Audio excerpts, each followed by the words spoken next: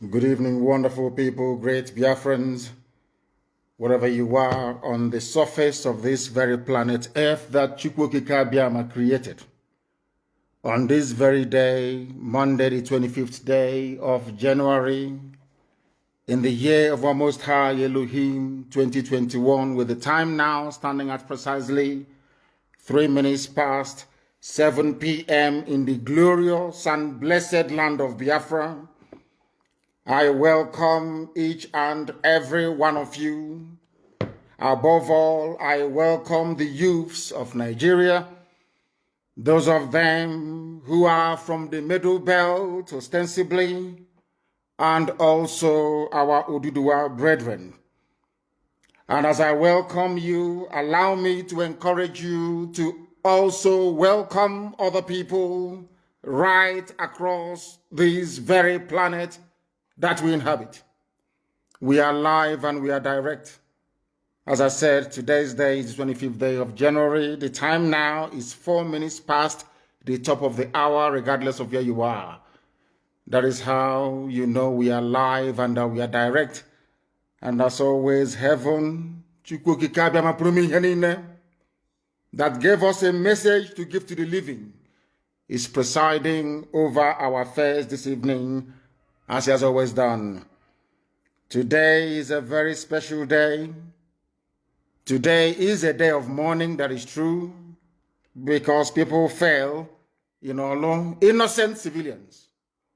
The cowards killed them. They couldn't come to the bush to look for us. They decided to go to the streets of Olo, killing innocent people. Cowards they are. Cowards they are. They know we are in the bushes defending our land and our forests and our farmlands. They decided to go into the town. Hope Uzodinma sent them to kill innocent people. But today, we have given them, it's just an appetizer. Well, it's just an appetizer. We'll serve the main course very soon. As I told them, if your brother or your relative is at Obinze, and they come out on the streets of Olu, they will die. It's a very simple promise. And today we kept our promise. Ndiara. We are not going to deviate from our protocol. We must acknowledge all those who are listening all over the world. All of you listening right across the surface of this very planet Earth, be it via IPOB, community radio, Radio Biafra app, tuning, just name it, on satellite, and also on Facebook. They must know that we are serious. 2021 cannot be like any other year. We promised them we have come to die for what we believe in. Now they understand how serious we are. Hope Uzodinma feels sorry for you. Another dead man walking. I will catch we Chineke na I will what I will do to we Chineke na any ear that hears it will bleed. I swear to God Almighty in heaven. Our Lord can never be any other will be, but I'm telling you, the zoo has fallen. Now they will know. We will hunt their children all over the world, wherever they are. Now they will see madness they have never seen before. Now they will see madness, the real madness. My name is Nnamdi Kanu. I lead the largest mass movement on the face of this planet Earth. Determined men and women, prepared to give up everything in pursuit of what is right before God and before man. We are the indigenous people of Biafra. Chukwokika Biama said, if you cannot defend this very land, then you have no right to exist. And that is exactly what we are doing. We have come to fight every form of banditry and evil. If you think the army can come to Biafra land again and kill civilians and walk away free, you are dreaming. If they come, they will die. Let us call upon heaven to take its rightful position this very evening. I am going to pray a prayer of David. Because we are nothing without Elohim Adonai El Shaddai that gave us this very mission. The hardest mission in the world is to set Biafra free. The hardest task on this earth. Because most of them are born ingrates. Some of them fathered by Janjaweed during the war, or should I say their parents. Some of them engaged in inglorious pursuit of meaningless wealth. But our job is different. We have been sent by heaven to do that work that the Almighty Himself mandated us to do, which is to set His children free in the center of this very earth, in the blessed land of Biafra, the land of the ancients, the hardest job in the world. We must honor in heaven. Do you think we apologize to anybody? Without apologies to any idiot. I will keep doing what I'm doing until I am invited to The Hague. Then I'll ask the whole world where they were in 1966 as 300,000 Biafrans were slaughtered in the north. Where were you between 67 and 70 when over 5 million were slaughtered? Where were you when Akaloka was beheaded in the north? Where were you all the countless riots and massacres in the damnable zoological republic against the children of the Most High Elohim? Where were you people when Obibo was going down, burnt, synagogues destroyed, men and women abducted and sent to the north to be raped? Most of them are still in detention. Where were you? That is what I intend to ask the world, because this is a year of insanity and a year of madness. This year we show them what we are made up of. When we say Biafra or death, this year they will understand the meaning of it. We must pray. Because the whole world is listening, and I especially asked Nigerian youths to tune in this very evening or morning or afternoon, depending on where you are.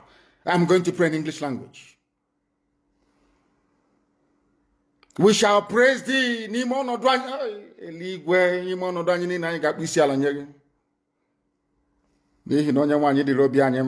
will still pray in English. It doesn't matter what will befall us. In good and in bad, we shall praise thee. But we ask you for the safe repose of the souls of those cowards murdered in Olu today. A man and a woman. Cowards. We asked them to come into the bushes to look for us. They couldn't come. Instead, they were inside Olu town, as cowardly as they are, looking for civilians to kill. Cowards they are, from Obinza barracks. Elohim Adonai El Shaddai, we shall praise thee forever. It doesn't matter what we are going through. In good and in bad, we shall offer ceaseless adoration of your magnificence and your holiness. You are Lord and you are God, you are not man. You are beyond what man can conceive of thee. That is why unashamedly this very evening we proclaim your greatness before the assembly of the upright and in the congregation of the living. Because your work upon our life is great. Your handiwork is honorable and glorious. It doesn't matter what we are going through, because you are God. We cannot question thee. And your righteousness endureth forever. Look at the things that you have made, the heavens and the earth, the moon, the stars, the ocean, the rivers, the streams, the mountains, all belong to thee. You are full of grace and compassion. And unto thee do we anchor every of our hope, every of our belief that Biafra shall be set free, and that you will also impart knowledge into young people within Nigeria to receive common sense, to absorb this very message this evening because it is comprehensive and incisive. You have shown us your mercy in the past. You will show us your mercy again. We are not asking for what doesn't belong to us. We are doing precisely that which you mandated us to do. That Biafra may come, that Oduduwa may come, and that every other shackled and enslaved ethnicity in the damnable zoological republic will be set free. That in the end, all of us, Biafrans, Oduduwa, Middle Belt, everybody will come together to give honor and praise unto your holy name for setting us free. Because this very contraption that Britain constructed was designed to kill, to emasculate, and to render asunder. Only with your help and your grace shall your children be set free. That in the end your name will be glorified, adored, honored, and praised now and forevermore, we pray. He said, if you don't have a pen and paper, go and get one. If you don't have, as I will always advise the Alomajiri, go and get your chalk and your slate. We are in for a marathon this evening.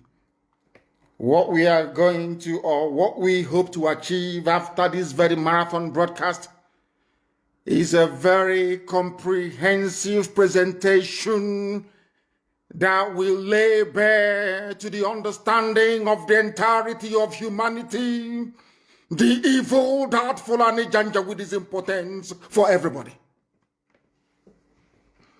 After this evening, there'll be no doubt.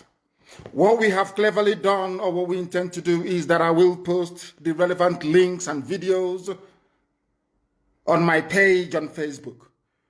So if you are in doubt that Fulani are playing games with all of you, you will go to my page and go through all I'm about to say this evening. They have brought the Atakia once again, but it's not going to work with us. They have tried to use incumbent politicians to do their bidding, but they have failed. Listen carefully. Get your pen and your paper. Very, very critical. Today will be a landmark broadcast, and you'll remember it forever and ever.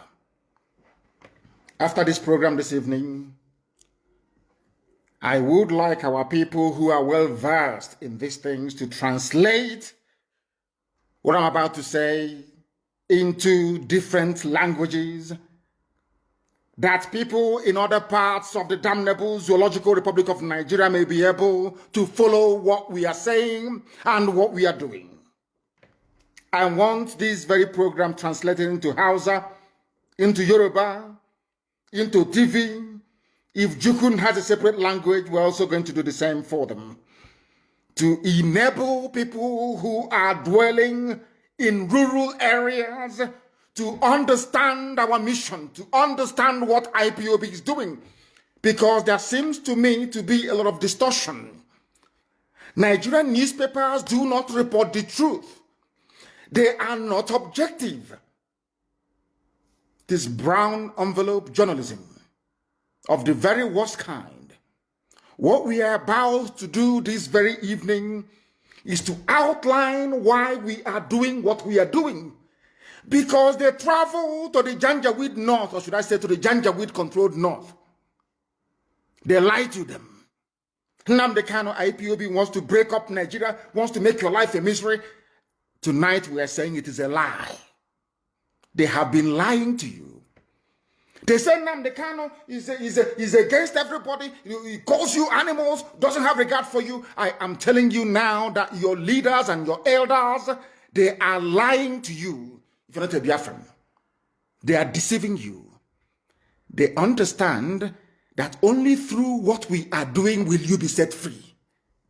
As I said a few weeks ago, There are over 200 ethnic minorities, should I say ethnic majorities in the north, because nobody can be a minority in his own home or in the land of his or her ancestors. You cannot be a minority. That is why I don't believe in all this minority gibberish. Listen very carefully to what I have to say to you. IPOB is not against you. Biafra is for your own betterment. And if you have a pen, I want you to write what I'm saying down. In every part of the world, God Almighty in heaven, in his infinite mercy and wisdom, have always chosen one race to carry out any of his blessings, or should I say undertaking, at any point in history. What am I trying to say? When God wanted to develop Southeast Asia, he used Japan. When Elohim wanted to industrialize the world, he used Britain. It was called the industrial, first the agricultural revolution and then the industrial revolution. When Elohim wanted to educate the world as to the, should I say, niceties or benefits of social media, should I say, the internet and all the rest of it, the virtual world, so to speak, he brought in the US. When Chukwuokike Abiama wanted to make mobile phones available to everybody, he brought Nokia. I think that's in Finland. Mass production. When Elohim wanted the cost of goods and services to be reduced drastically, that poor people living in Africa can afford to have a flat screen television, he brought China for mass production. Now listen to me very carefully. The time has come. God Almighty wants to liberate not just Biafra, not just those who are in the zoo, but the whole of Africa. And you know what God has done? He has chosen Biafra to do it. Because without Japan, today China wouldn't be great. The first roaring economy from that part of the world in Southeast Asia was Japan. Now, South Korea, Taiwan, all the rest of them, everybody had to emulate, to copy. Do you know the reason why? Because when you go back in from Southeast Asia, today you have Malaysia, you have Indonesia, you have Singapore. Everybody is doing fantastically well because they had a Japan to look up to. Follow me very carefully. Jealousy, envy, or hatred doesn't solve this very simple conundrum. It's very simple, but I want you to understand it. That is how God works. When God wanted to liberate South Africa, he brought Nelson Mandela, brought Steve Biko, of course. There are other people that will come along. When God wanted to liberate black people, not just in America, but the whole world to an extent, he went for Martin Luther King Jr. And the person who connived or betrayed Martin Luther King Jr. even slapped him in front of his hotel. I think it was in Memphis. It was a black woman. The fact that you can go to the US today and get a job, the fact that they can go to the US today and, should I say, fly even first class in an aircraft, in an aeroplane, is down to the work that Martin Luther King Jr. did, and also Malcolm X and all the rest of them. Of course, I concede to Prophet Elijah Muhammad. They did a very good job as well. Louis Farrakhan, to an extent, did a very good job. So also did, what's his name again? I've forgotten his name. When it comes back to me, I will tell you. They all did fantastically well. That is why you can go to the US and find a very good job. When it comes to Africa, God Almighty in heaven, in his infinite wisdom and mercy, have chosen Biafra. So Biafra can never ever be against anybody. And let me tell you something.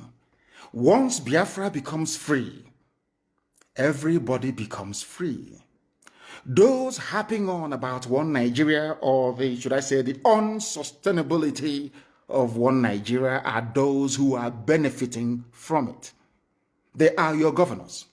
Remember a few weeks ago, I told you that anytime somebody assumes office in Nigeria, if you're telling them about what would benefit the society or our children unborn, they will tell you not under my watch. Go to what Makinde, the governor of Oyo State, said today. Go and read it. Exactly what I told you a few days ago. That is why the most dangerous person in front of you is a politician in Nigeria. Not the old woman in your village or the tree that is over 2,000 years old. No. The destiny destroyers you have, in fact, in the whole of Africa, are politicians. Because they are evil. They are doing the work of Satan. You may not believe me, but ask yourself this very simple question: which African country is doing very well? Just please explain to me. Is it South Africa? You want to say South Africa? Go there and see what is happening. Or what has been happening since the white people left leadership. Now is the time for us to be free. I want to reiterate under oath, because I am always under oath 24 hours a day. If the oil and gas from Biafra land is your problem, I swear before God Almighty in heaven, on my honor, my life, and that of my family, that I will distribute oil and gas from Biafra land for free to the entire West African sub-region. For free. Do you know why? So that their economies can grow as well. We need people to buy our goods and our services. Why do you think America gives grants to people all over the world? Why do you think the EU gives grants? Even China gives grants to everybody, even Australia. Why? Because poor people cannot buy Range Rover. Do you understand it? They need to help you inadvertently to grow your economy so you can have the spending power to buy the goods and services that they produce. It is called common sense. It is not stupidity. I can assure each and every component ethnic group in Nigeria today, this evening, all those of you who are listening, all those of you who are watching and listening, that Biafra will not abandon anybody. We want all of you to be free. You all can remember very clearly what happened between 67 and 70, because every time we talk about our eternal leader, the great Dame Chukwemeka Ojukwu. Why I am doing this program this evening is not to allow what happened in the past to repeat itself. Ojukwu did not declare Biafra because he wanted to. Ojukwu went to Aburi to negotiate for, what's it called, restructuring. And he succeeded in negotiating for a restructured Nigeria back to regions. Listen very carefully. On the ride from their hotel to the airport, I think it was Ankara, who was the then military junta ruling Ghana. Ojukwu and Gowon were best of friends. Ojukwu said, when we go back to Lagos, I will be the person to nominate Yakubu Gowon as the head of state. I hope all of you are following what I'm saying. Ojukwu never declared Biafra. Britain scuttled it, because Britain did not want any of you to become developed. They didn't want you to control your own economy. They never wanted you to have a life of your own.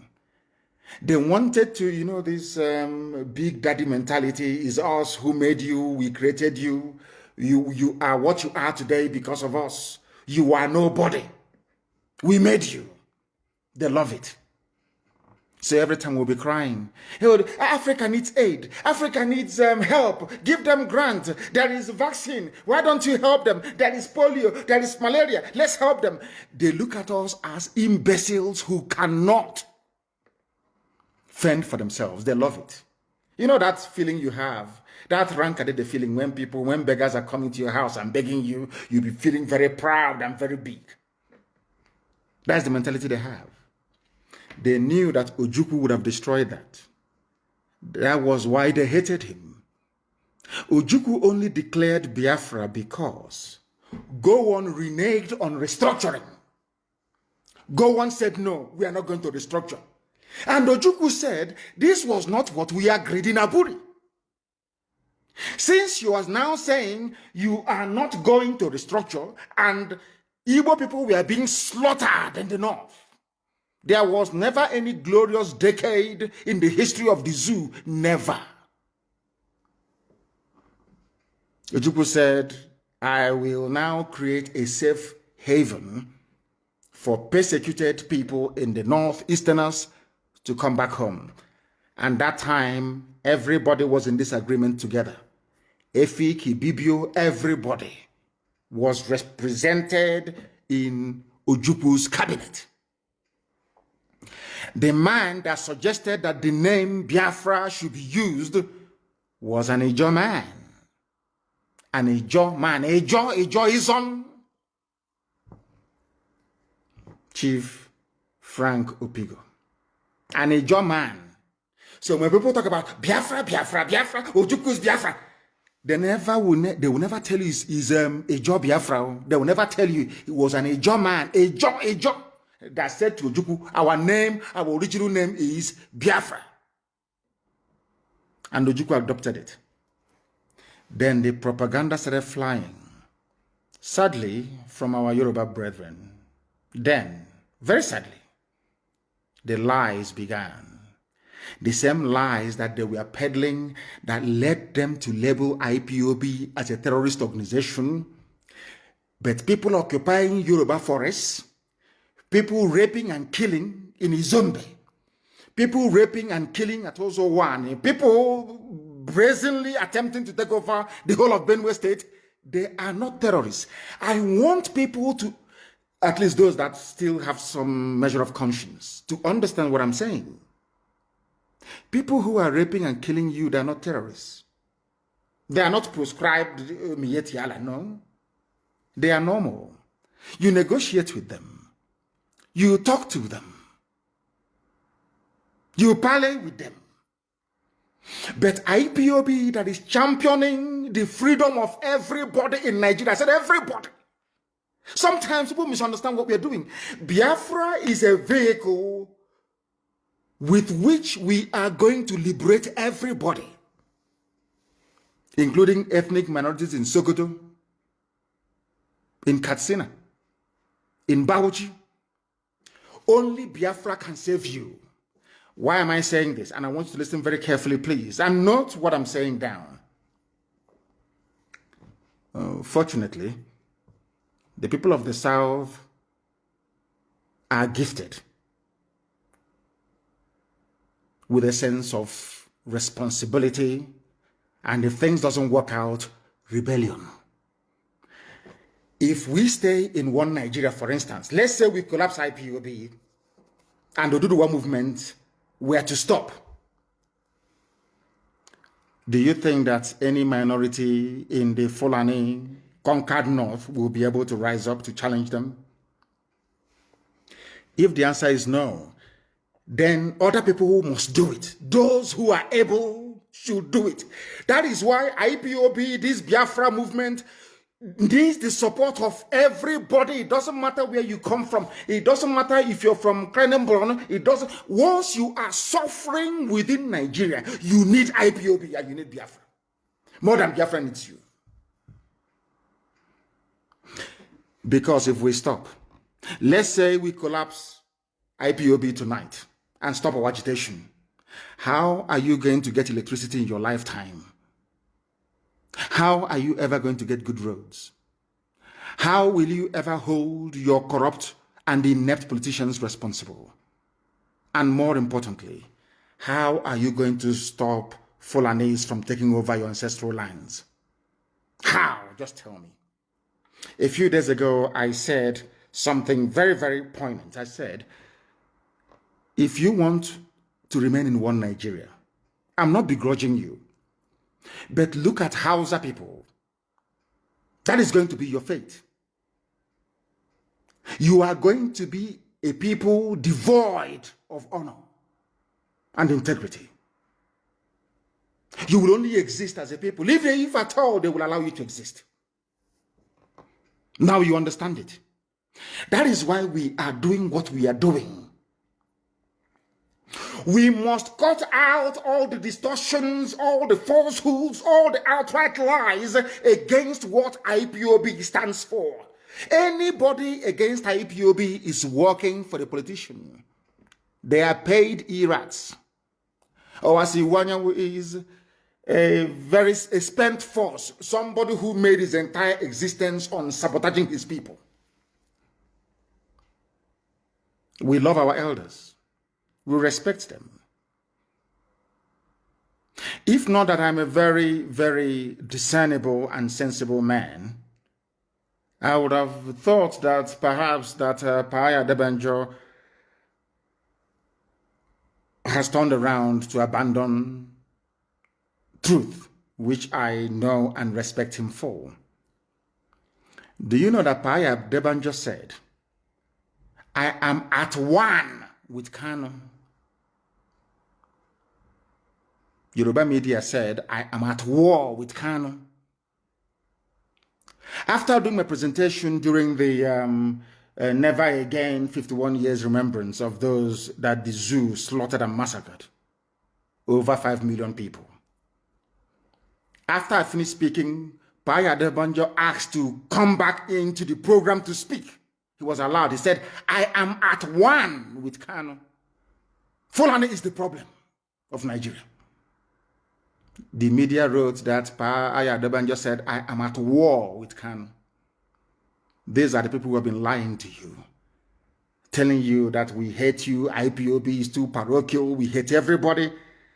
And I'm saying, if we hate everybody, why was it that when I was at DSS, those who used to wash my clothes were kids they picked up from Sokoto, from Zamfara, and tagged them Boko Haram sympathizers, locked them up for, some of them for nearly 4 years. They used to wash my clothes. They used to fetch water for me. Boko Haram people. We started talking. They were the ones telling me, they told me every history about Muhammad Yusuf, the founder of Boko Haram that the zoo police killed. You know, sometimes, you know that Nigeria even accused me once of supporting Boko Haram because I came and I made it very public that Boko Haram is the way it is today because of the wickedness of Nigerians. An average Nigerian is a very wicked animal, a wicked beast. Why do I say this? When Muhammad Yusuf was agitating for referendum, some of you don't know this, the Boko Haram founder was agitating for referendum in the Northeast. The Nigerian police killed him. That was why they turned violent. But when you discuss the history of Boko Haram, people will say that terrorists, they are this, that. But it was the Nigerian state that inflicted terrorism on these very poor people. That was why they took up arms. That is a fact. Castigate Boko Haram all you like. Cast aspersions all you like. Say whatever you want to say against them. It was your docility. You were there. Nigerian police went and killed a man that hasn't killed anybody. Today they're holding El Zagzagi. Holding him. Tomorrow now, when El Zagzagi dies in custody, and another front will be opened up with Shia Muslims in the north, all of you will start yapping as usual, terrorist group, terrorist. But now that El Zagzagi is suffering injustice, all of you are quiet. The only time I'm speaking the truth, you know me, I speak the truth always. I don't give a damn who is upset or who isn't. Have you noticed something? The same thing now that Yoruba media is saying that, of course, I love Sunday Igboho very well. He's doing a very fantastic job, and I will keep supporting him. Do you see the way the Yoruba media are reporting their own people? Do you see how they're writing about every second, every minute, every second, every minute? Because he is Yoruba. And the media in Nigeria is controlled by Yoruba people. And now I'm asking myself, what is the difference between what Sunday is fighting for, what Muhammad Yusuf was fighting for before they killed him, and what Nnamdi Kanu is fighting for? No difference. Follow me very carefully, please. I'm not saying that I condone or tolerate the excesses of Boko Haram bombing and killing people. I completely reject and condemn it. But there is no difference. Yoruba will never promote anybody outside their tribe. They are journalists I'm talking about. Never. Because somehow they feel that the coming of Biafra will somehow disadvantage them. I don't know why. Or is it because somebody somewhere is desperately trying to become the president of the damnable Zoological Republic? I have no idea. But I want you to pay attention this evening. Ask yourself this question. What is it that Sunday Iwoho is doing that is different from what IPOB is doing? What's the difference? They'll tell, oh no, because he's not advocating for the breakup of the country. Because we see a million miles ahead than any other person. Why am I saying this? Do you know when Ojukwu saw that only restructuring could save Nigeria? Only restructuring. 52 years ago. 52 years ago. 52 years ago. I want the world to understand that this is a gift that God gave to Biafran people. The gift of vision, to be able to see things before they happen. And I am very glad to say, and with every sense of humility, I hasten to add, that I also possess the same gift as Elohim gave to our eternal leader. I have the same gift. I need you to understand this very, very carefully. I also have the same gift. And you ask yourself this very simple question. Why was it that something Ojukwu saw, not did he only say it, he negotiated for a restructured Nigeria what do I mean by 50? 54 years ago, 53, 54 years ago. Only now, they are now asking for the same thing. 54 years ago, they killed 5 million Biafrans because of it. The same thing they killed 5 million Biafrans because of, now they are begging to have it. And the thing is, why must all of us be begging Fulani for restructuring? Why must all of us be begging them for referendum? Why? Are they God? Are they holding the key to our lives? Why must we are begging? Every time we are begging them, oh, please, can you restructure? Oh, please, can you give us? Every time, please. Who are these people that we keep begging them? And I will tell you to go through your elected representatives. They tell you to go through your politicians. But one thing you don't understand is this. They are the ones that allowed the INEC that they control to bring those people forward as your political leaders. So they control them. That is a fact. Now, if you want to remain in perpetual slavery and poverty, do not support IPOB and what we are doing. But if you want to, you see, sometimes people think that I'll give you a very simple example. China is blessed. They are doing well all over the world. Their economy is booming. I think now they are number one, I believe, in the whole world in terms of economy, and they are number two in terms of military might. That is their blessing. No one can take it away from them. Do you understand? No amount of jealousy can change it.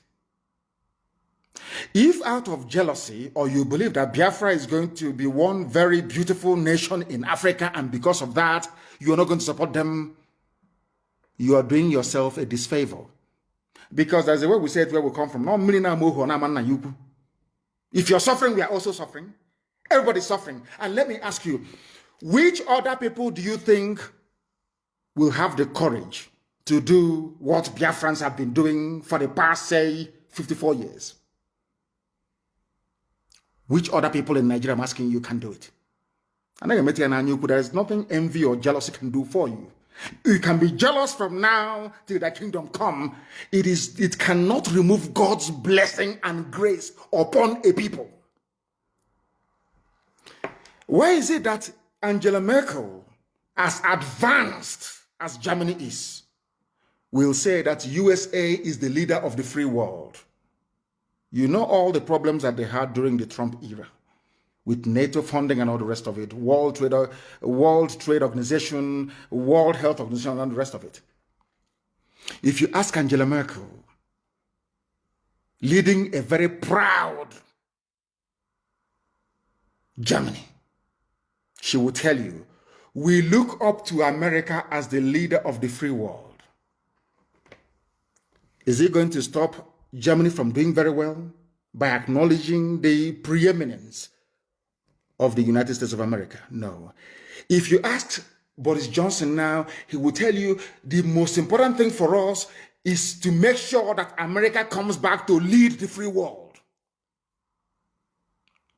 It doesn't matter if you're hung up on your jealousy or your envy. It's not going to change God's blessing. The same thing applies to Biafra and IPOB. And to the Igbo race to an extent. The same thing happened to the Jews. Jealousy, envy, jealousy, envy, jealousy, envy all over the world. They were slaughtered over and over again. They were killed. It never ever removed the grace of God from upon them. Today, Israel is standing very, very strong. Why am I saying all these things to Nigerian youths? It's for them to understand this very simple fact that we have not come to take anything that belongs to anybody. We have come to set all of you free. And I will reiterate, once we are all free, if all of you gather together, first of all, you need freedom. You know, what I find astonishing about the likes of people who should know better, like Wole Soyinka, that were advocating for sovereign national conference until Obasanjo came, a Yoruba man became the president, and they forgot about it. Had they stood on that, if after this liberation of everybody in Nigeria, all of you were to come together to say, we still want to remain in Nigeria, after a referendum, I am a Democrat. Should Biafrans vote to be part of Nigeria? That's entirely up to them.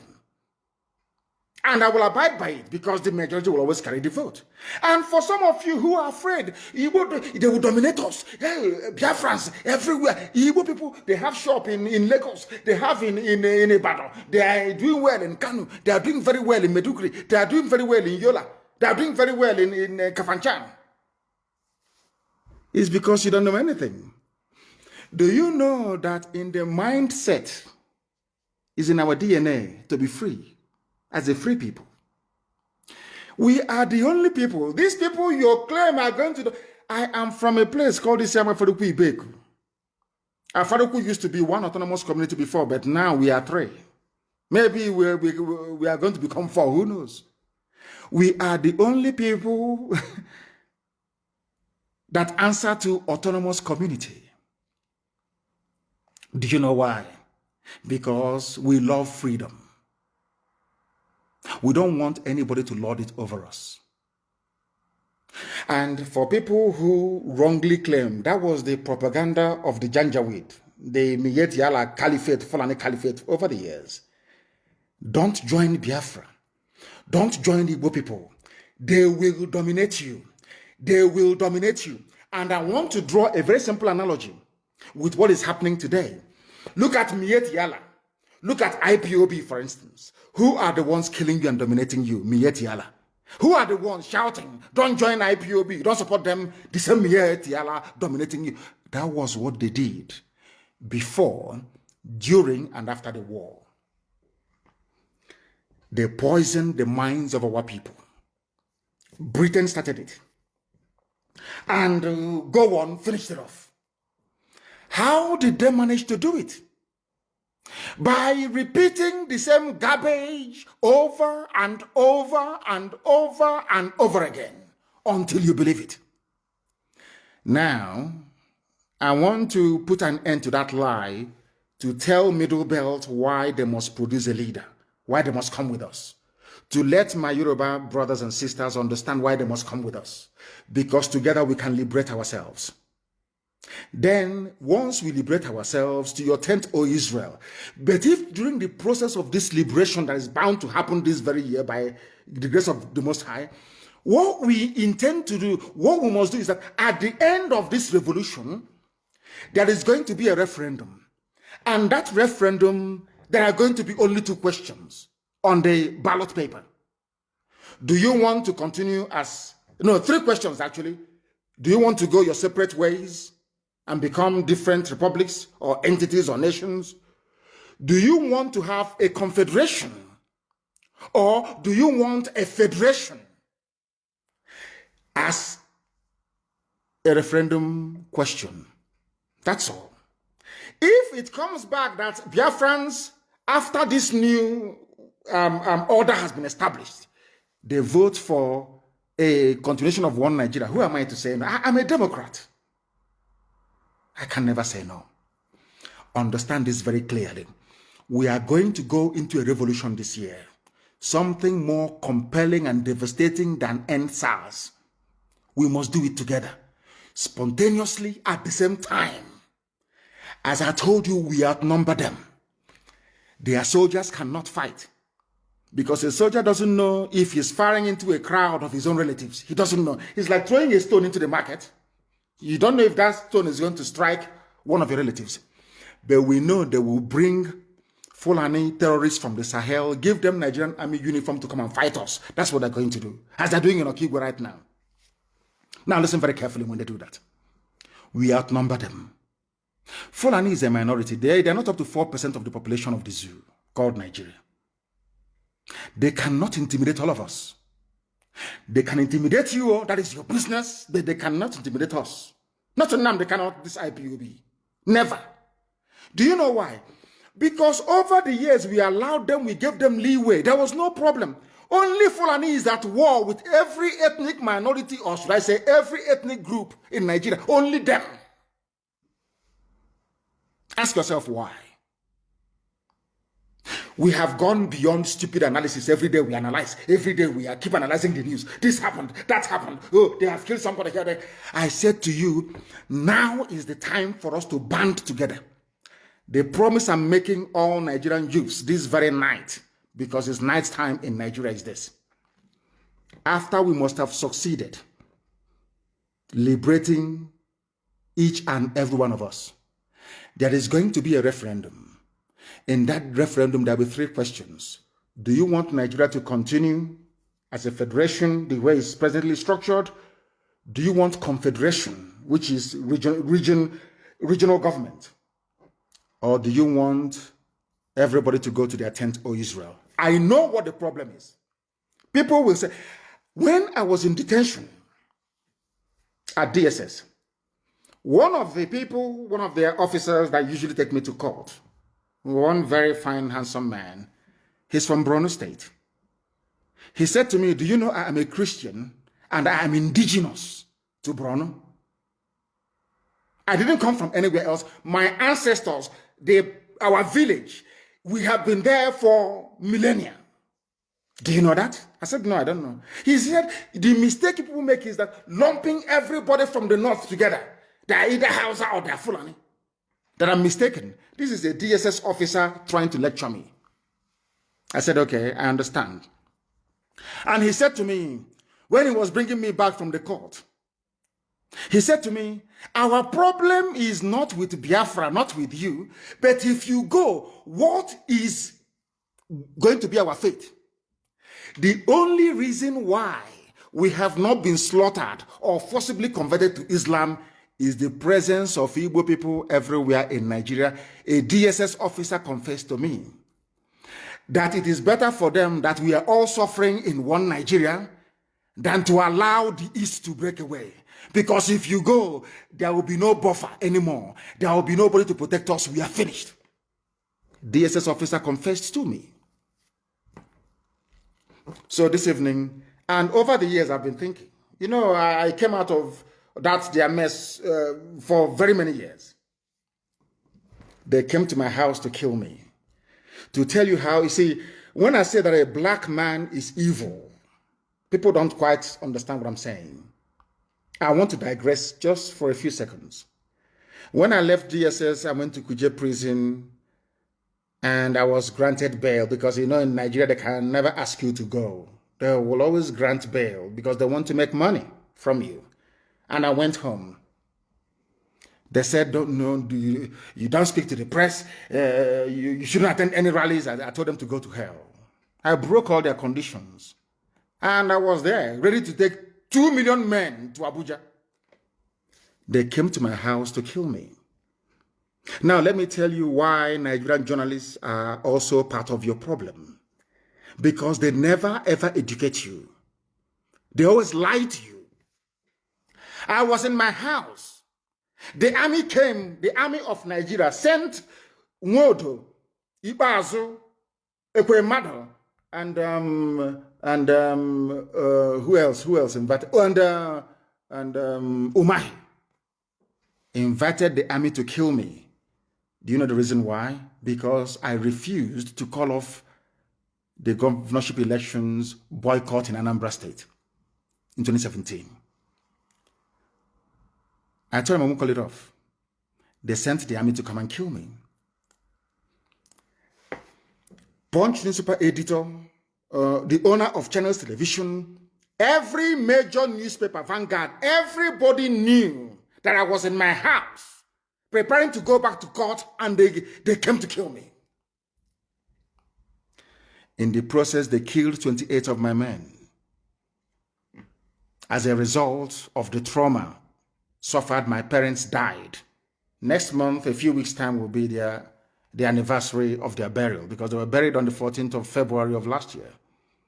My mother and my father died as a direct result of the trauma that they sustained resulting from that very attack. Do you know what happened? Nigerian newspapers, they have seen the video. They saw the army scaling the walls of my house to come to kill me. They went to court.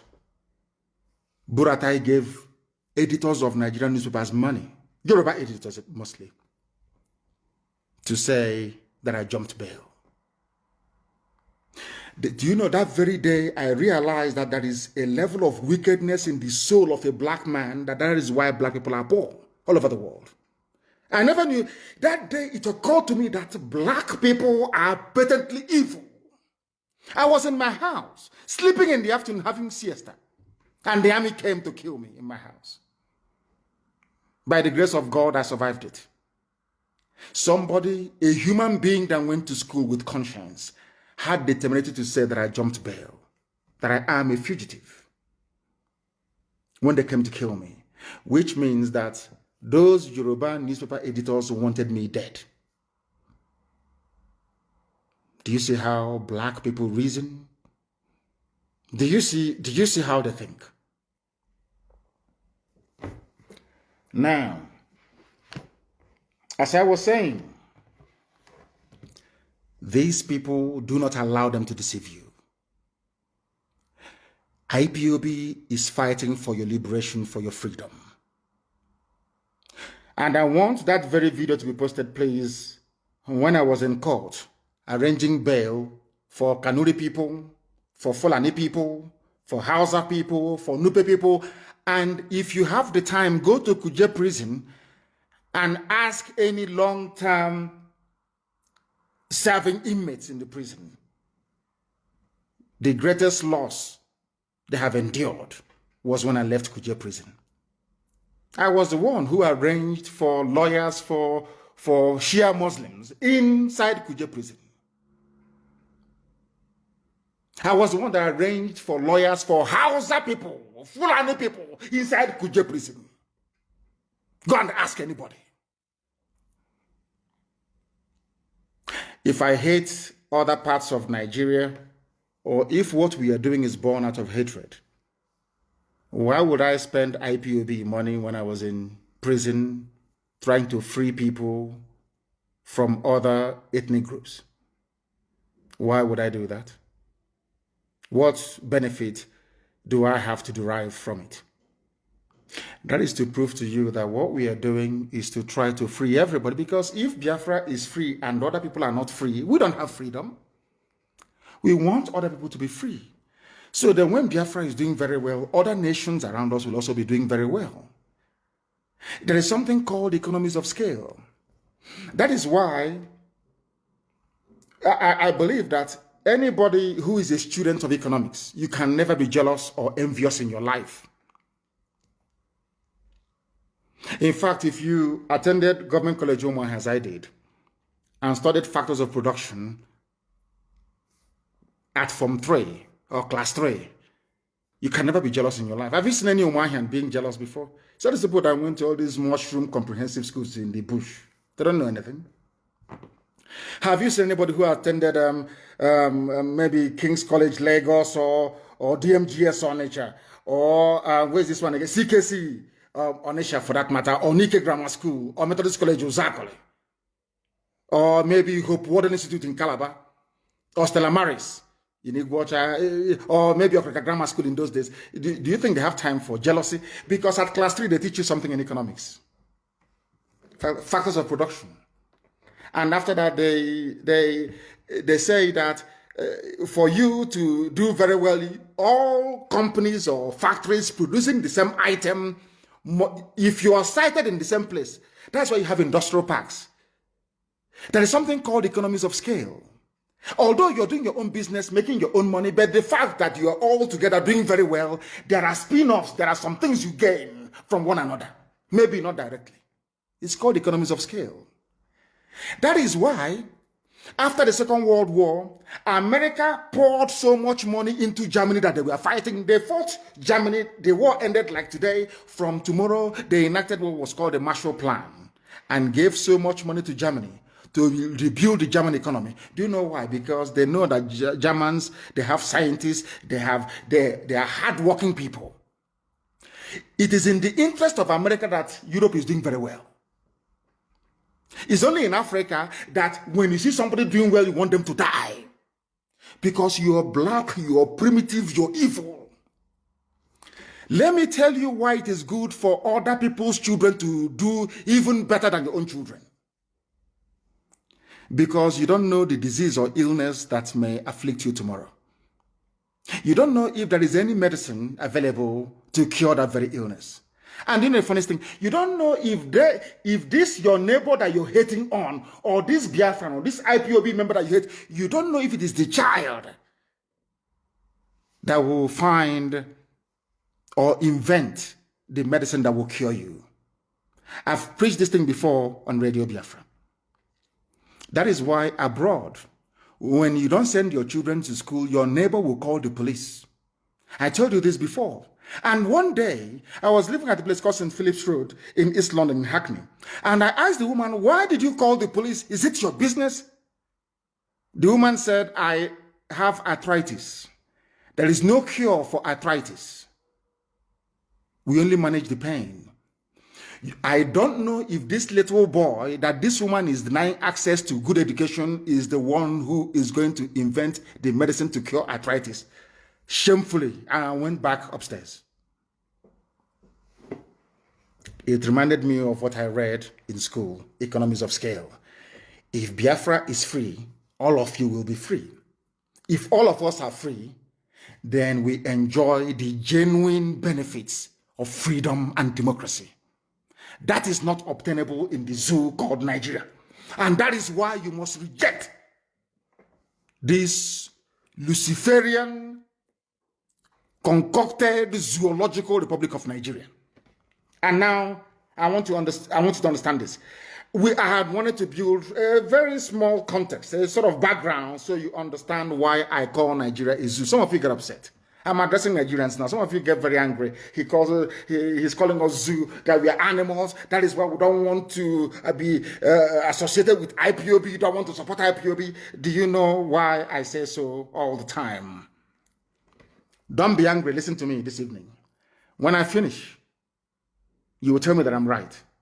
I'm not calling you an animal in a zoo because you're an animal, no. I am trying to wake up your consciousness I want you to become angry in a very good way, to look at yourself and say, how do I change this my nature?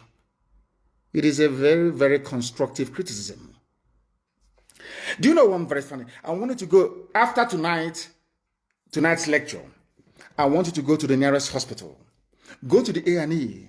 You will see people with all manner of health challenges. Maybe somebody involved in a motor accident, or maybe somebody who have suffered heart failure.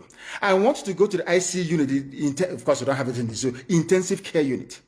Just peep through the window. Once there is no pulse in that person, they cannot no longer feel the heartbeat. You know one thing they do, one funny thing they do, they pump electricity into that very person. And when they want to do it, the person applying the electric shock will be protected. Others will run away. Understand this very carefully. Do you know why they're doing it? Because those who are living, those who are well, if you give them a dose of that electric shock, it may damage them. But to this person that the heart is no longer beating, is dying, they need electric shock to wake them up. The same thing happens in real life. That's the reason why we do things the way we do it. That was why I called Nigeria a zoo, and why I call Nigerians animals, because you are dead. I need to wake you up. I need your consciousness to rise up, to realize that you're in a mess. And because it took you very many years to understand it, that is why you are in the mess that you're in today. The zoo was attacking Dele Momodu, my good friend. But you have forgotten, all of you have somehow forgotten what they said. Today they're in Oyo Forest, isn't it? Which Sunday is fighting very gallantly, and of course, Ibagania Dams and all the rest of them, fighting to secure and keep Yoruba land safe. And my very good brother, Yinka Odumakin, of course, FFK and our elders in Yoruba land. The elders I have, that's all I have as elders. The rest are jokers. Now, listen very, very carefully to this. Because our people don't, you forget so easily. You forget so easily. And please, I want my principal professor to post this, please. Post this very link on my page. In May 16 of 2017, there was a headline from Nigeria, from Asarok. Headsmen attacking Nigerians are foreigners. Published by a Fulani, respectable online media, Premium Times. Respectable, I say, because of the very sterling work they did on Obibo massacre. Premium Times carried it. The headline says, the headsmen attacking Nigerians are foreigners. Now I ask you this simple question. If the headsmen attacking Nigerians are foreigners, what are they doing in the forests of Yoruba land? It is here. They have been raping, abducting, kidnapping, asking for ransom, killing people in broad daylight sometimes. And it's here. Now, let me read this a little bit for you so you understand. Nigerians, this is why I call you a zoo. Because you never make any reference to anything. You never connect the dots. Never, ever, ever. Ask yourself, if the Nigerian government can say that the headsmen attacking us are foreigners, then what are they doing in our bushes? Why is Arewa Consultative Forum defending them?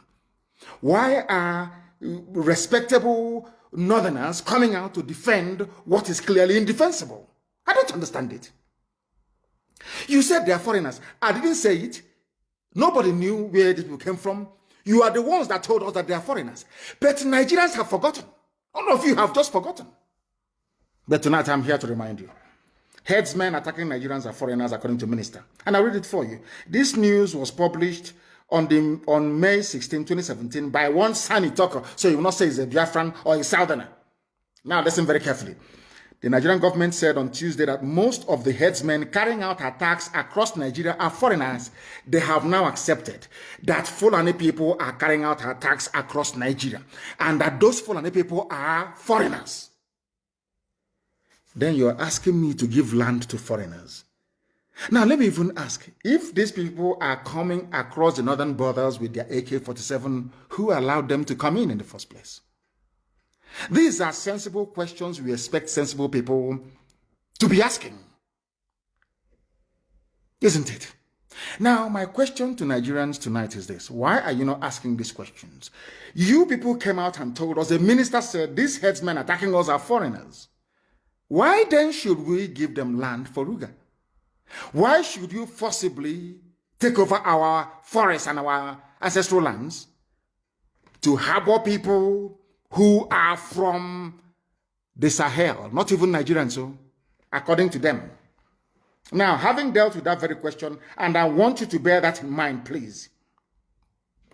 Why then are you paying Miyetti Allah to stop the killing?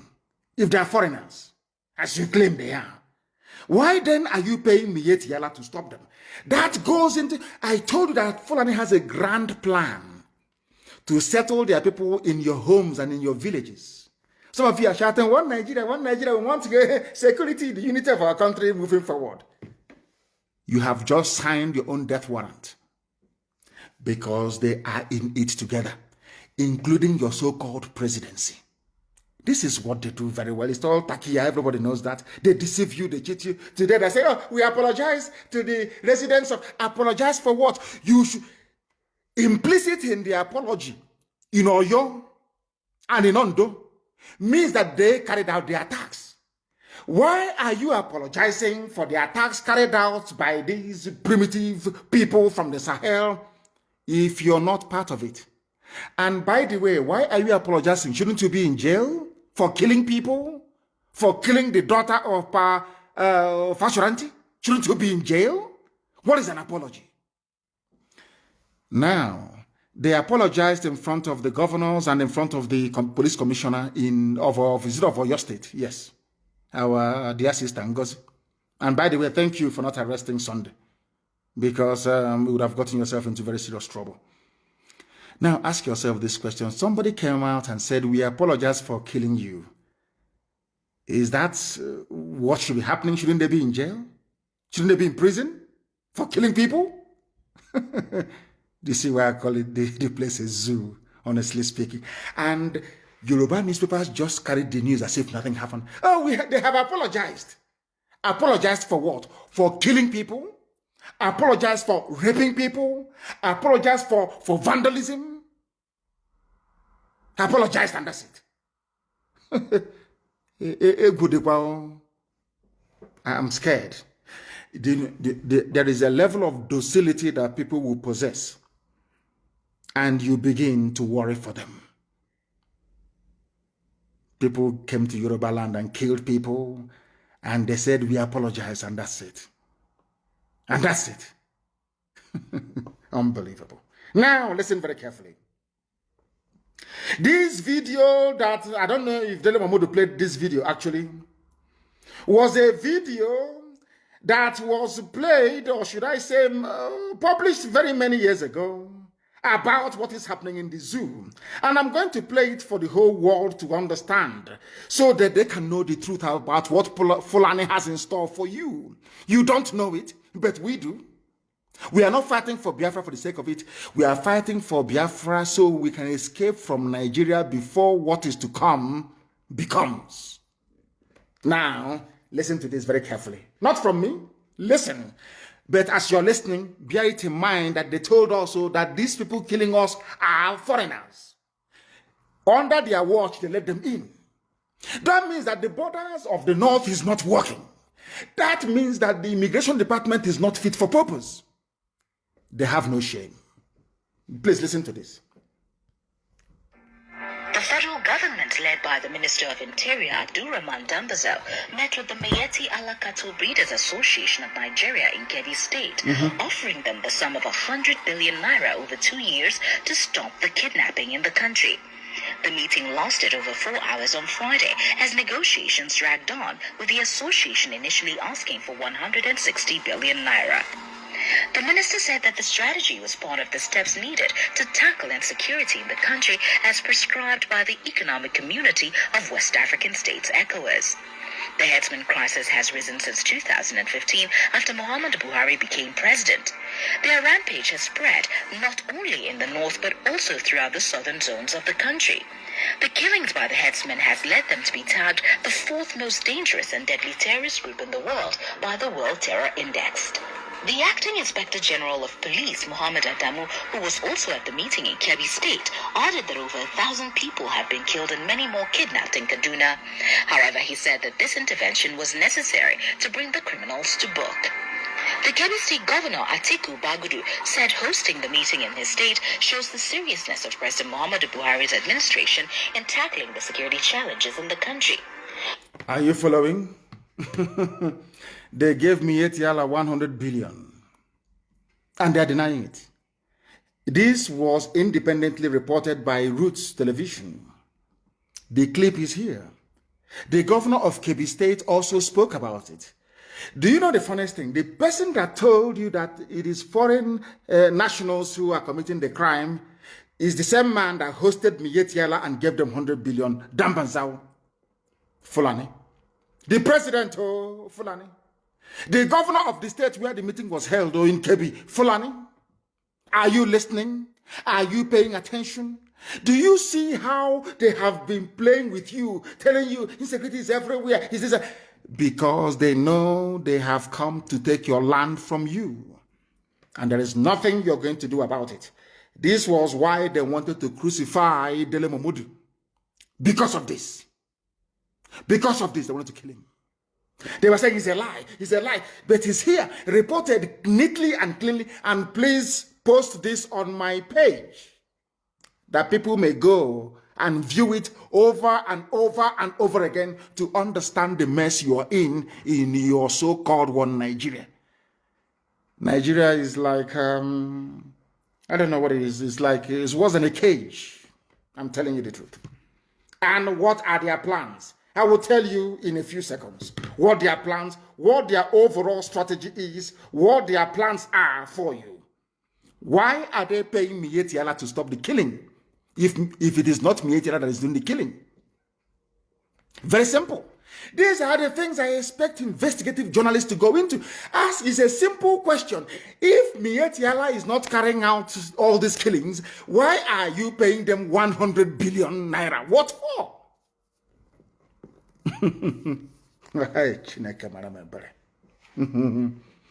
He's here. Dear me. And as usual, they have denied it. Garba Shehu came out to deny it. He said Dele Momodu shouldn't have played it. We never offered 100 billion to any association, but the facts are there. You can see it very clearly with your two eyes open. It's called Takia, to deceive you.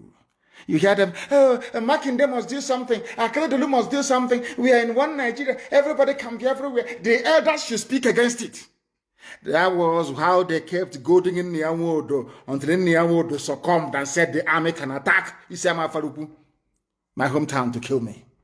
Niawodo, Ikepore Mado, Odevu Mahi, Willie Obiano, and Okeziba signed my death warrant and said, go and kill him. Nothing will happen.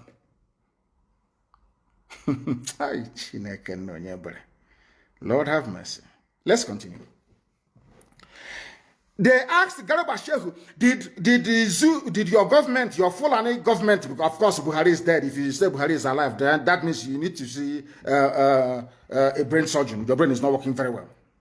Why did you give them 100 billion? This is an absolute falsehood. In all of those meetings, I have confirmed that in any of those meetings, nothing like money was discussed. All of the issues were about the involvement of the leadership of this group in getting them to prevent upon their erring members, and there are many. Now, Garba Shehu is saying that it is Mietiala that is killing people. Garba Shehu opened his mouth and said, Mietiala are the ones killing people.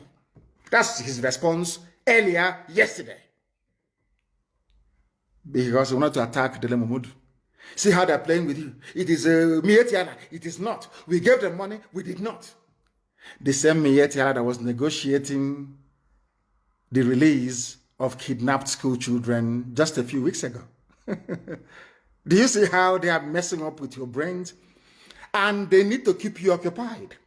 They know how you reason. They know that you want money. They know you are very hungry. They know you're very desperate to also own a house in Dubai. What do? They dangle 2023 in front of you, telling you it is the turn of your village. Yo, don't worry, 2023, you come to Abuja, you start enjoying. You too, you can have private jet. Don't worry, that is it, 2023. Don't worry, we are in your forest, yes, we know. But there is killings going on, yes, we know. But please, forget that. Think of 2023. They know how you reason. They are very clever, you know. Oh, Fulani, aye, dear me. They know how to deceive you. And they have willing tools in Yoruba journalism. Yoruba journalism is as poisonous as a very corrupt, desperate politician. Very, very poisonous. Very poisonous, I tell you. It was Yoruba media complicity and duplicity. That is why their forests are being occupied today. Because what goes around comes around. They never knew that by helping these Janjaweed Caliphate suppress freedom fighters, that they themselves are opening up their land for occupation. They never knew it. It's common sense. Today everybody's suffering. Garuba Shehu said only a few days ago, no, just yesterday, that it was Mieti Allah carrying out the killings. Has anyone suggested that Mieti Allah should be, I don't know, proscribed? No. When they kill you, they apologize to you. But IPOB, that did nothing. They want to tag a terrorist group. That is the mind of a black person. It is here. The evidence is right in front of us. But Nigerians are too gullible, and I'm asking Nigerian youths tonight, do not be gullible anymore. Do not be gullible anymore. Stand up and say that we have had enough. And when we call you to come out on the streets to protest, just do it. And you have your freedom in your hands. They kept denying, oh, we never gave money to Mieti Allah, but I want to read another news for you, and please publish it. I want you to publish it on my page, the link to this Guardian newspaper publication. Foundation sues government over alleged plan to pay Fulani headsmen 100 billion to stop kidnapping. They want to pay them 100 billion to stop kidnapping. Now, let me read that for you. The incorporated trustees of Malcolm Omirobo Foundation has filed a suit against the government of Nigeria over alleged plan to pay Fulani headsmen 100 billion to woo them to stop kidnapping and banditry in the country. Fulani are the ones doing the kidnapping. Fulani are the people doing the banditry. It is not profiling. They have maybe Britain advised them 2 days ago. Start using the word profiling. You know, it's very sweet. We are not profiling anybody. We are telling you the truth. You set up all these terror groups to advance Fulani hegemonic interests right across the length and breadth of Nigeria. That is what you're doing. And we are calling you out. And you don't like it. That was why you tagged IPOB a terrorist movement, to try to silence us. But God Almighty in heaven had other plans. It is here. Vanguard publication. Confirmation that Fulani people are the ones doing the killing, and they are the ones paying themselves to stop killing their so-called fellow Nigerians. And Governor Makinde is saying, we are one. Let us stay in peace, because he doesn't want his security votes to be threatened. That is black people for you. Black people for you. Now, there's another news. Coming from the same Fulani group. I want you to pay very serious attention, please. Coming from the same Fulani group. This news was published on May the 10th, 2019. A Fulani group warns Nigerian government against compensating Mieti Allah with 100 billion. Please post the link on my page so the so-called Nigerians can come and see what has become of their lives. How they are deceiving you. Even a Fulani group Sequel to reports making the rounds that federal government is offering the Mieti Ala Cattle Breeders Association of Nigeria the sum of 100 billion. And remember, when Garba Shehu was asked, why are you giving them money? He said that Mieti Ala is a legitimate stakeholder in the country. Have you forgotten? Garba Shehu, go and Google it. Garba Shehu, just Google Mieti Ala, a legitimate stakeholder in the government of Nigeria, you will see it. The same Garba Shehu. When he was asked a few years ago, now he has changed. We never gave them money because they think they are talking to fools. They think they are talking to idiots. This very group is called the Gan Allah Fulani Development Association of Nigeria. They want the government not to give this money to Mieti Allah. They use it to buy guns and equipment to bribe some very corrupt and useless traditional rulers in the south to give them land to occupy forcibly. Are you following? That's Nigeria for you. That is one Nigeria for you. And we are here to educate the youth of Nigeria so you understand what is affecting your lives. How these people have done everything they can to make your life a misery. And after receiving 100 billion, they went on rampage. That is why you have them everywhere. That 100 billion was to boost them, to scatter them everywhere. That was what happened. And that is why you have Fulani Mieti Ala killing everywhere right now. The 100 billion was to move them down south to take over your ancestral lands. Can you imagine that Nigerians are running from their fellow Nigerians? Very, very sad indeed. Wave after wave of attack. Coordinated, carefully planned by the late dead Buhari. Of course, he'll be very proud from his grave in Saudi Arabia. What people are doing in his name. Abba Kyari took over from him. Ismaila Isafuntua came up. In fact, Maman Daura is gone. Is remaining El Rufai and Buratai. All Fulani. All Fulani planning your demise, and you're there foolishly looking upon 2023 and planning or talking your usual garbage about what Nigeria. There are even mad people everywhere. That is why they don't like us, and we don't give a damn. We don't need your likeness.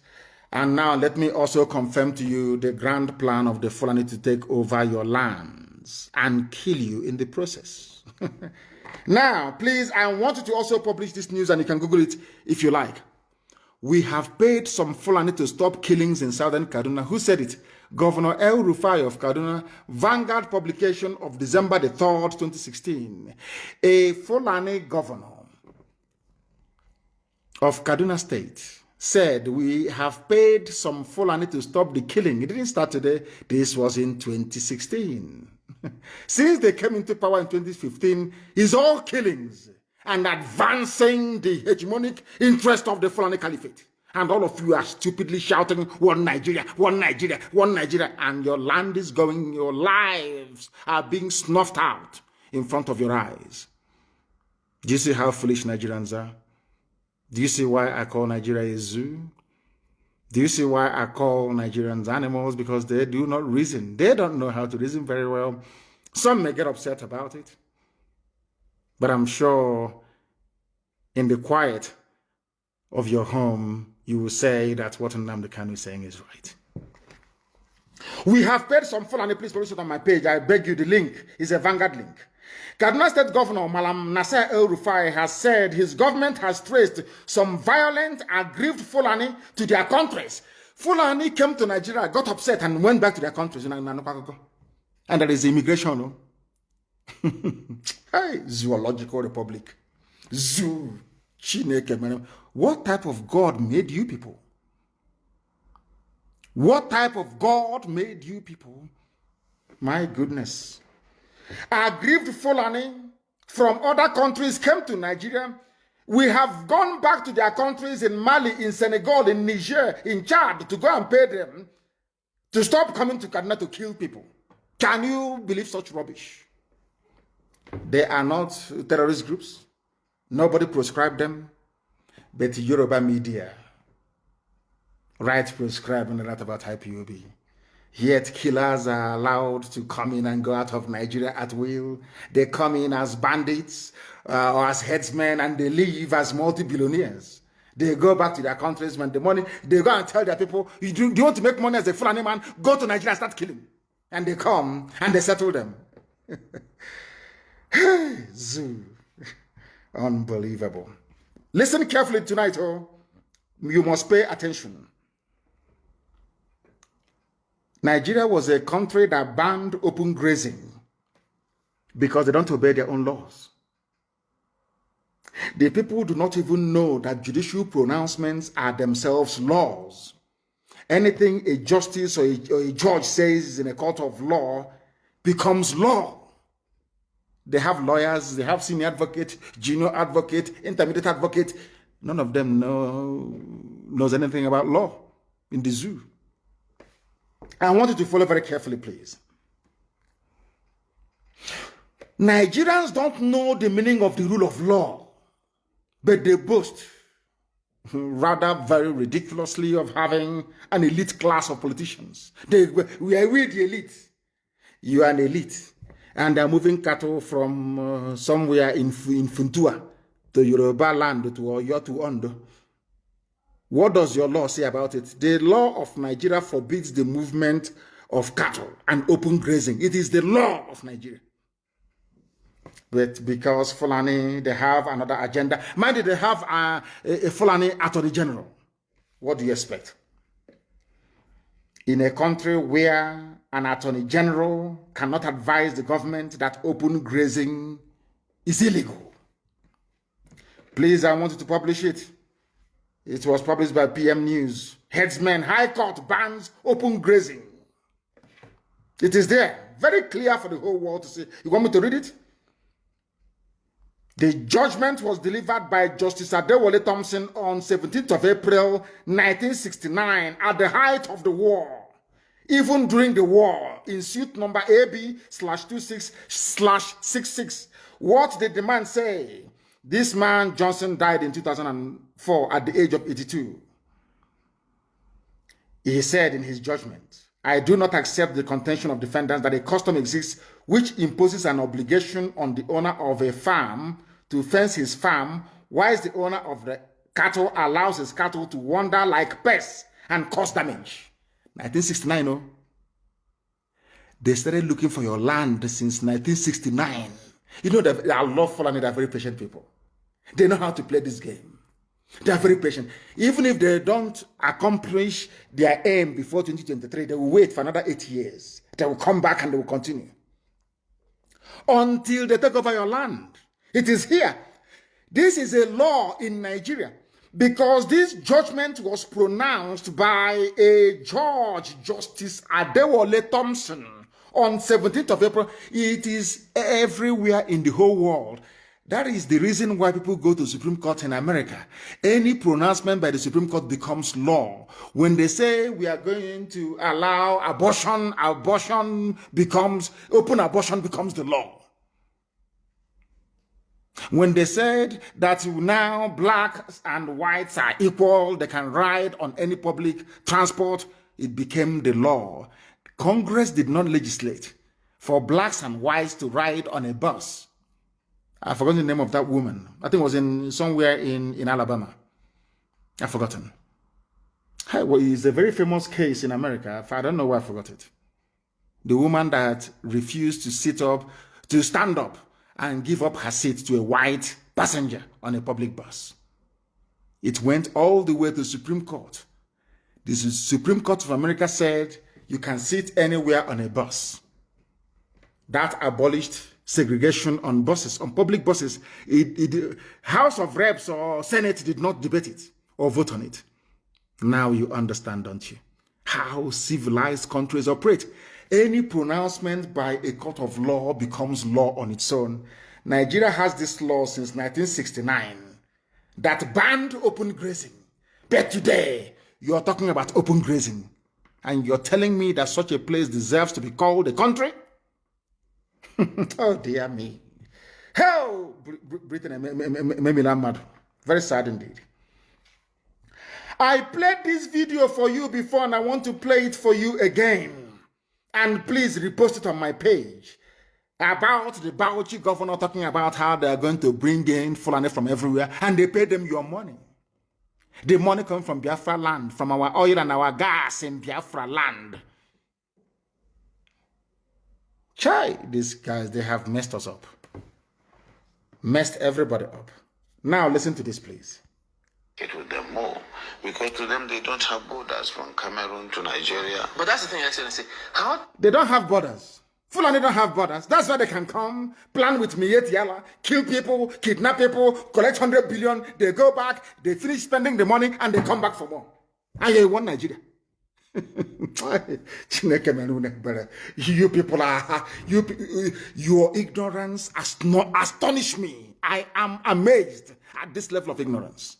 This is a sitting governor, and I want you to listen to him to understand the plan that the Fulanis have for you. Listen to him, Fulani governor. Hey, it's a good one. Get with them more because to them they don't have borders from Cameroon to Nigeria. But that's the thing, Excellency. How do we ensure that those who will be participating in this federal government largely funded program will be Nigerians?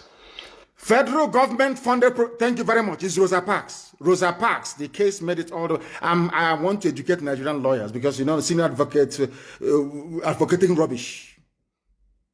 You don't need to make noise about Fulani people in your forest. Just go to court and ask them to reinterpret what Justice Thompson said in 1969.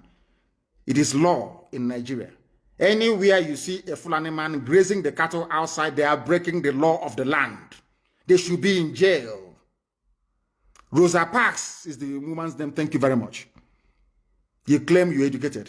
These black people. What is wrong with you? With you people? What is wrong with you people that you cannot reason properly? Rosa Parks. Nobody came back and said white supremacists never came back to say to Rosa Parks, no, it was then, it's now. You have to go and sit at the back or give up your chair. Supreme Court of America made a pronouncement and that was it. It became law. You can sit anywhere on a bus. The same thing is applicable in the zoo where there is supposedly the rule of law. Once a judge makes a pronouncement in a court of law, it becomes law. Senior advocate talking rubbish on Channels TV. Let's listen, please, to your Bauchi governor giving your land away to his brothers from the Sahel. In the name of one Nigeria. In terms of the funding? No, in terms of the operations. This is to bring in Fulanis together. We have Fulanis from other countries. Fulanis from other countries together in Nigeria. That is why they need your forest. That is why they need your land. That is why they're telling you about we can live anywhere we like. The person living anywhere he likes, where is he from? Is he from Niger, from Chad, from Senegal, from Gambia, from Mali, from Burkina Faso? Where are they from? And now you can say it. Hi, Zoo. Listen. I see there is a lot of mistrust and misconception with regards to the Fulani man. The Fulani man is a global or an African person. He moves from the Gambia, from Senegal, and his nationality is just a Fulani man. And as a person, I may have my relations in the Cameroon, but they are also Fulani men. I have relations because from the maternal side, I'm a Fulani man.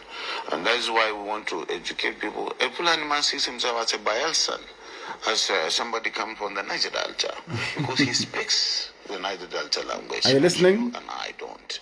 And of course, we would have to just take this as part of our own heritage, something that is African, and that we cannot just close the border and say the Fulani man is just a Nigerian. Close border and say Fulani is only in Nigeria. There are Fulani elsewhere. They want to come and see their brothers in Nigeria. And you're talking about one Nigeria. One Nigeria. One Nigeria. Very, very sad indeed. One Nigeria. Open your border so that Fulanis can come and collect their own 100 billion from the presidency. Fulani presidency. The zoo is in one almighty trouble, I tell you. In one almighty trouble, I tell you. And that is why this very broadcast is very, very pivotal. Very, very important that it goes out to the rest of humanity. I warned all of you. That is the most funniest thing of all. I warned you many times over. many years ago, but you never listened. My joy today is that people are beginning to come round to our position about the prediction, or should I say, what we said would happen should you make the mistake of putting Fulani Janjaweed in power. Those from Yoruba land that voted for APC, how far you are now paying with your forests and your farmlands. You are now paying with your lives and your blood. Very, very sad. Now they have now gone through another, should I say, trick of blowing up tankers everywhere and telling you it is a tanker explosion. The way they write about it, there's a tanker explosion at Navy. Please post the Navy one. Let people see what Fulani people are now doing. They use their cattle to destroy your crops. They murder you if you come out. Now they are blowing up every marketplace they know they do not own. The latest one is at Navy. Post the video for the whole world to see. And I wanted to talk about Nnewi and how he has come round to his senses.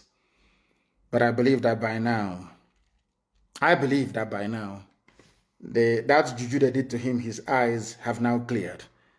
Post the, I don't know if we have the video of Nnewi, please, I want you to post it.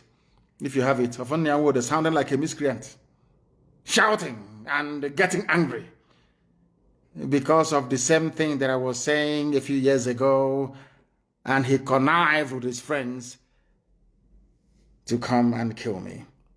Very, very sad indeed. And the Miyetti Allah will always win. The Fulani, they always win. They say they're having a meeting with Governor Kredolu and other governors to douse the tension because they have now apologized. You can allow them to remain in your land. Very, very sad indeed. Very, very sad. And this is a place where all land in Nigeria belongs to Fulani. Miyetti Allah dares Governor Akredolu. The link is there. Please post it for the whole world to see. All land in Nigeria belongs to Fulani. Oh, we can live anywhere we like. We are Nigerians. That is why Fulani will keep, because once you are locked into Nigeria, Fulani can do whatever they like. But to break Nigeria into pieces, they can no longer do whatever they like. That is why they need you in one Nigeria, so they can take your land over. The news is there. This same terrorist group, the fourth most deadliest terror group in the world, is now saying that the whole of Nigeria belongs to them and they will take it. With this level of docility, they will take it. But not the land of Biafra. Not the land of Biafra at all, at all, at all. What we are seeing today is, you know what Ojukwu saw 50 years ago? They said, Ojukwu is a rebel. Let's go fight the rebels. In Lagos, let's go fight the rebels are there. Let's go fight the rebels. The rebels have been defeated, or they have said the rebels. What the rebels saw 54 years ago, you are now begging Fulani to give to you. What would have been very difficult, aligning with Ojukwu to get the restructuring that you wanted in 1967, 68. Now you are begging Fulani and they're saying no to you. They want one Nigeria, one federal government of Nigeria where they run everything. And say to make it easier for them to take your land. You are now today, you are begging. You are begging. And that is the reason why this evening I'm asking the Middle Belt to please rally round a young, vibrant leader in the Middle Belt to champion your cause. We will work together to make sure that we set our lives free. Very, very important. Because Nigeria is the only place in the world, considering what they came to do in Olu today, where the military, tasked with protecting the citizens, are actively engaged in the destruction of lives and properties. That's what Nigerian army does very well. That's what they're doing. They know that ESN is in the forest. They know where to find us if they want to, but they prefer to be in the town killing people. And hope Uzodinma brought them. And I hope that all of you are aware of the consequences of the actions of Hope Uzodinma, a 419er from Lagos, a thief and a criminal, that the Janjaweed imposed upon you people. Very, very sad indeed. And in that same zoo, rather than being in the north and fighting the bandits that they created, the people that abducted 8 orphans from an Abuja orphanage, you people are not ashamed of yourselves. When are you going to rise up to say enough is enough? Forget NSAS. There must be a revolution. When a Yoruba female preacher was killed, Nothing happened. Nothing happened. There was no compensation.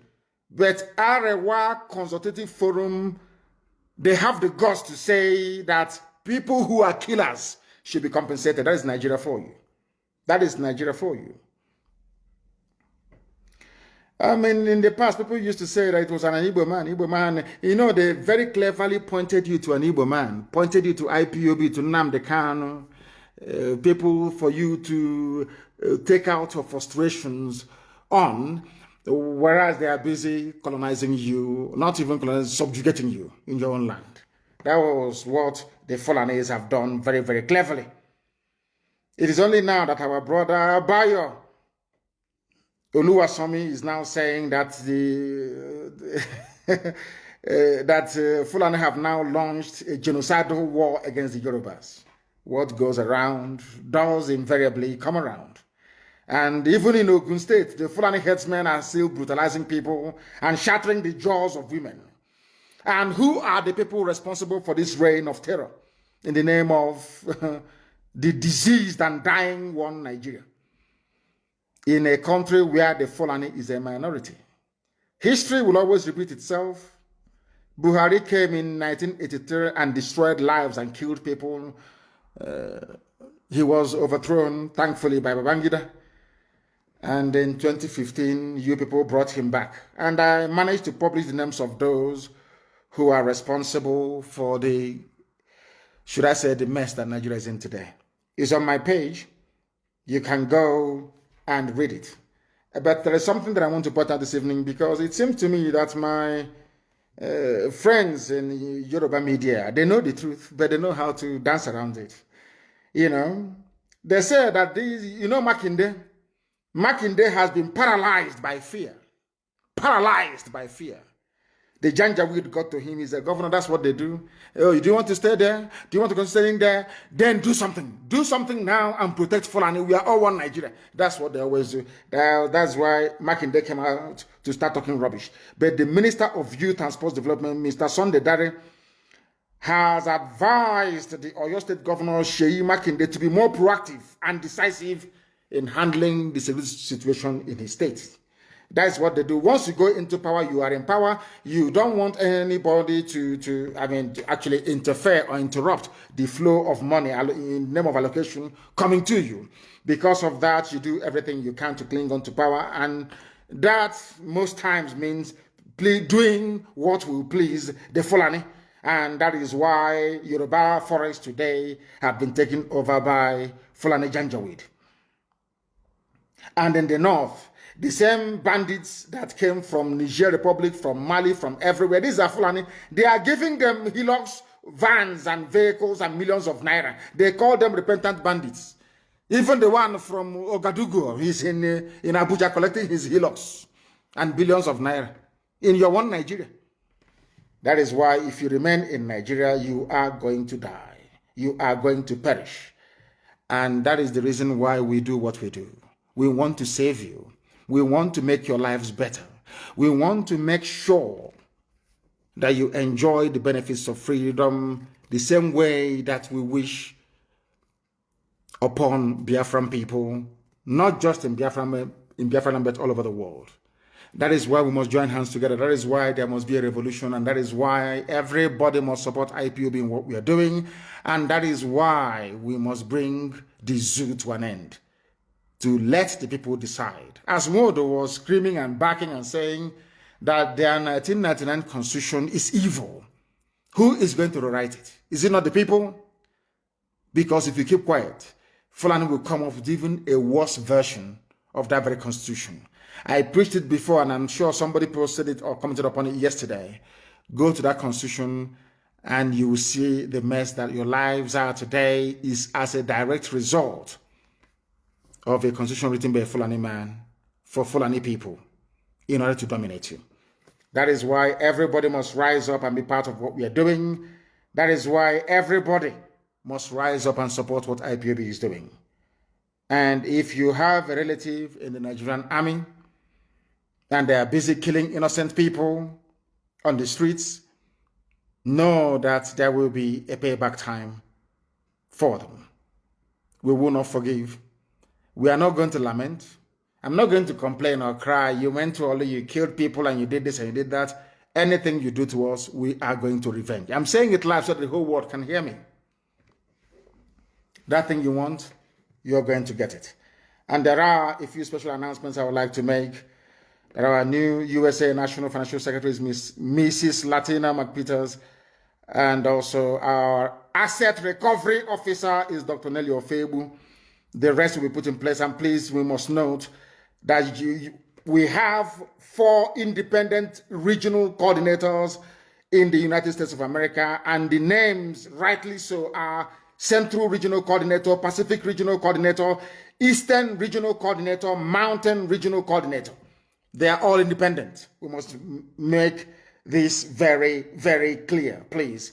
And you also know that we are doing a very fantastic job, and our land is safer today than it was yesterday. That I can assure you. The zoo will try everything they can to intimidate. That it is in their nature. But we are not going to capitulate. We are standing very tall and very firm, because the land of Biafra